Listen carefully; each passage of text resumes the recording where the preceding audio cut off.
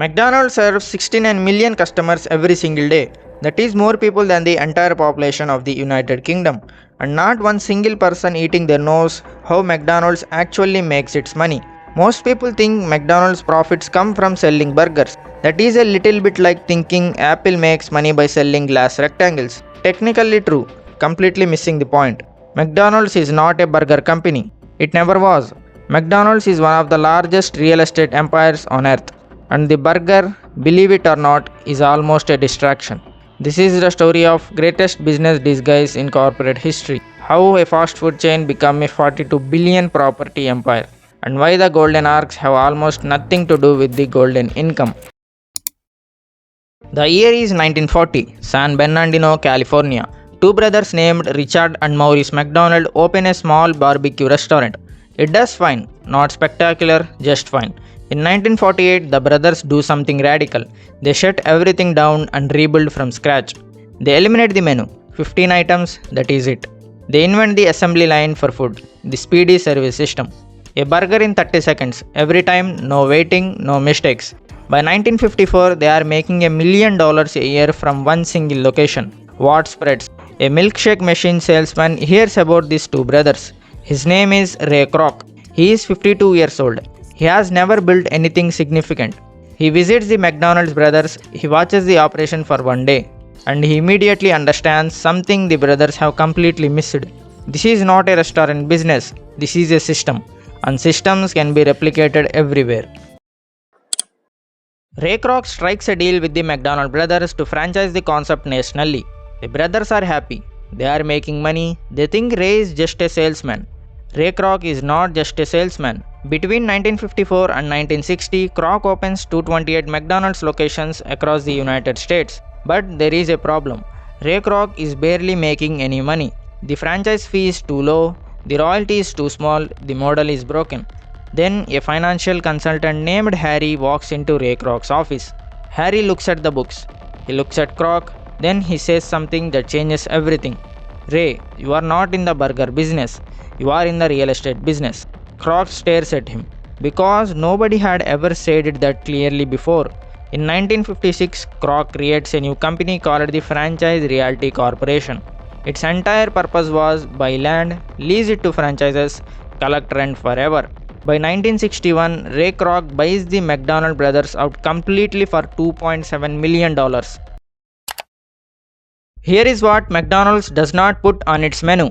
McDonald's owns or controls the real estate under approximately 85% of its locations. That is roughly 34,000 properties in the most prime locations on earth. McDonald's does not randomly place restaurants. Every location is selected like a chess move. High traffic, corner plots, near schools, highways and shopping centers. Then McDonald's buys or leases that land before the restaurant is even built. A franchisee then comes in and operates the restaurant on McDonald's land. McDonald's charges that franchise rent, often at a 40% markup above what McDonald's paid. On top of that, McDonald's also collects 5% of every single sale the franchisee makes. So McDonald's earns whether the burgers sell well or not. The franchisee takes all the operational risk. McDonald's keeps all the property upside. Today, McDonald's real estate portfolio is valued at approximately $42 billion. To put that in perspective, that is larger than the GDP of over 100 countries. So let us break down exactly how the machine works. Step 1. McDonald's scouts a location, corner plot, high footfall, prime real estate. Step 2. McDonald's buys or secures a long-term lease on that land. Step 3. McDonald's builds the restaurant and hands it to a franchisee. The franchisee pays an upfront fee of around $45,000 just for the right to operate. Then the franchisee pays monthly rent on land they do not own and a building they do not choose. Then 5% of every sale, every single day, goes directly to McDonald's corporate. McDonald's generates over $23 billion in annual revenue from this system, and crucially, approximately 36% of that revenue comes directly from property. That is $8.28 billion from rent alone before a single burger is flipped. 95% of McDonald's 40,000 locations are franchised. McDonald's operates almost none directly. So McDonald's sits back, collects rent, collects royalties and watches property values rise. Ray Kroc once said, If I were in the real estate business, I would be in competition with no one. Now let us talk about numbers because McDonald's numbers are genuinely offensive. McDonald's serves 69 million customers every day across 100 countries. That is roughly 1 in every 115 people on earth eating McDonald's today. McDonald's real estate holdings are worth more than Twitter, Airbnb and Snapchat combined. McDonald's is effectively the fifth largest commercial landlord on earth, not fifth largest fast food chain, fifth largest commercial real estate operator on the planet. The company generates roughly $40 billion per year in property related income. McDonald's stock has outperformed the S&P 500 index over the last 30 years. Investing $1,000 in McDonald's in 1965 would be worth over $2 million today. Warren Buffett has called McDonald's business model one of the greatest ever constructed.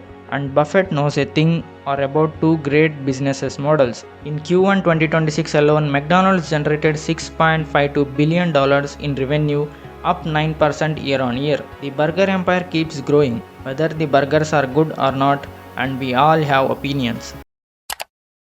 Now, no business model this dominant comes without its controversies. Franchisees have publicly complained that the rent model is suffocating their profits. Some franchisees pays over 20% of their revenue directly back to McDonald's in fees and rent.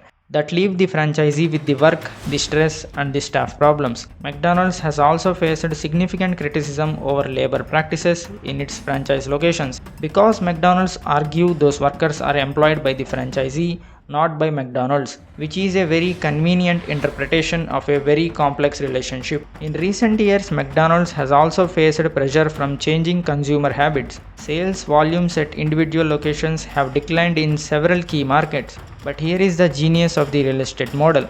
McDonald's profits even when sales falls. Rent is owed whether the restaurant is busy or empty. The property goes up in value regardless of how many Big Macs are sold. McDonald's built a business model that is almost immune to its own product. So what does McDonald's actually teach us? Beyond the fact that burgers are optional. Lesson 1. The real value is any business is often invisible to the customer. You see the burger. McDonald's sees the land underneath the restaurant. Lesson 2. Systems always beat ideas. McDonald's did not win on taste. They won on consistency, scale, and a business model nobody else understood. Lesson 3. The thing you sell and the thing that makes you money can be completely different. Disney sells entertainment. Their real money is theme parks, hotels, and licensing. Amazon sells products. Their real money is cloud computing and advertising. McDonald's sells burgers. Their real money is property and passive rent. The pattern is everywhere once you know how to look for it. Every week on Empire Files, we pull back the curtain on the real story behind the wall's biggest empires. If McDonald's hidden empire surprised you, you have not seen anything yet. Subscribe to Empire Files. Drop your answers below which company is hiding its real business model.